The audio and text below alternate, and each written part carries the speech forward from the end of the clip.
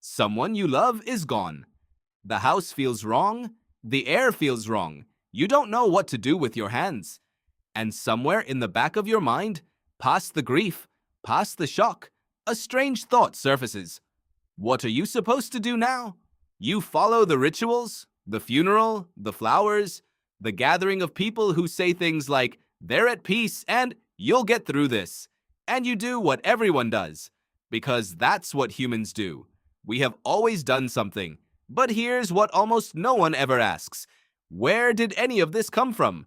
Why does every culture on Earth, across every era of recorded history, have a ritual for the dead? Why do we gather? Why do we mark the body? Why do we speak about people who can no longer hear us? The real answer is far stranger than you've been taught, and it reaches back further than civilization, further than language, further than anything you might call culture. It reaches back to a time when your ancestors were burying their dead in caves. And that act, that single act, may have been the moment that made you human. Sit with that for a second. Anthropologists have long debated what separates humans from every other species on the planet. Tool use? Chimps use tools. Language? Whales communicate in complex song. Social bonds? Elephants mourn. But one behavior stands almost entirely alone. Intentional burial of the dead. The deliberate act of placing a body in the ground, or in a cave, or on a platform, or in a river, and doing something ceremonial around it. No other species does this consistently. No other species has ever done it with intention. The earliest known evidence comes from a site in South Africa called Pinnacle Point. Researchers there uncovered pigment-stained shells and ochre tools dating back roughly 165,000 years. That's not a burial site, but it tells you something important. These were people who used symbolic color, people who marked things. And you don't start marking things unless meaning has already begun to matter to you. Then the burials start appearing. Around 100,000 years ago, in the Kafsa cave in what is now Israel, archaeologists found something that stopped them cold. A young woman buried with her infant placed across her arms. The child had died separately. Its bones suggested a head injury weeks before death. But someone had gathered that child. Someone had placed it in her arms. Someone had chosen that arrangement and then covered them both. That's not instinct. That's not accident. That is someone deciding that how a body rests matters even after the person is gone.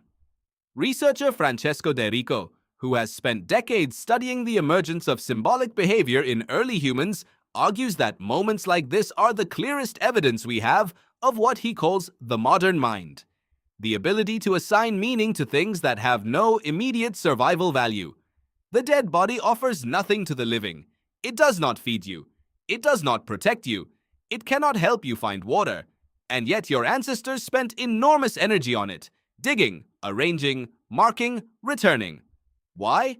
Here is where it gets strange. Here is where it inverts everything you thought you understood about grief. Psychologists who study bereavement, including the pioneering work of Colin Murray Parkes, whose research on grief in the 20th century reshaped how we think about mourning, found something consistent across cultures. Humans need to do something when someone dies. The ritual is not for the dead. It never was. It is for the brain of the person left behind. Your brain cannot process absence the way it processes presence. Think about someone you love. Right now, close your eyes and picture them. Your brain activates almost the same neural pathways as if they were actually in the room with you. The mental representation of a person is nearly as real, neurologically, as the person themselves. So when that person disappears, when death removes them, your brain doesn't just register loss. It experiences a kind of rupture, a pattern that existed, a prediction that the brain made every single day that person will be there, suddenly breaks. And broken predictions cause the brain something like physical pain. The ritual is the bridge. When you attend a funeral, when you lower something into the ground, when you say words over a body, you are giving your brain a process, a sequence of events with a beginning, middle, and end. A way to mark the transition from presence to absence. Without it, the brain loops. It keeps expecting. It keeps predicting. And those predictions keep failing, and the pain keeps coming.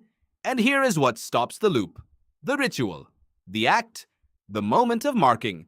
Not because it erases the loss, it doesn't, but because it gives the brain something it desperately needs: a before and an after. A line in time that says, they were here, and now they are not, and we did something about it. That is what your ancestors in Kavza Cave understood without words. That is why they gathered that child and placed it in her arms. That is why humans have never simply walked away. And that is why, when someone you love is gone, you already know what to do. Not because you were taught, because you were born knowing. You always have.